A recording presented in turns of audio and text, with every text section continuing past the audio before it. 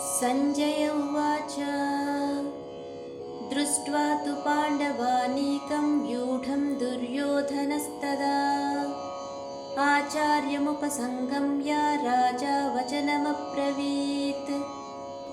ధృతరాష్ట్రుడి ప్రశ్నకు సంజయుడు ఈ విధంగా సమాధానం చెప్పాడు.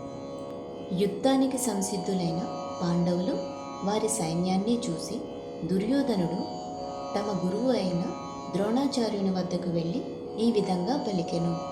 పశ్యేతాం పాండుపుత్రాణం ఆచార్య మహతీం చమూం వ్యూఢాం ద్రుపదపుత్రేణ తవ శిష్యేన ధీమతా. ఈ మూడో శ్లోకం యొక్క భావాన్ని పరిశీలించినట్లయితే దుర్యోధనుడు ద్రోణాచార్యుని వద్దకు వెళ్ళి ఈ విధంగా పలికెను. గురువర్య, ద్రుపదుని పుత్రుడు అయిన దృష్టద్యుమ్నుడు పన్నిన వ్యూహాత్మకమైన సైన్యాన్ని అంటే పాండవ సైన్యాన్ని చూడండి.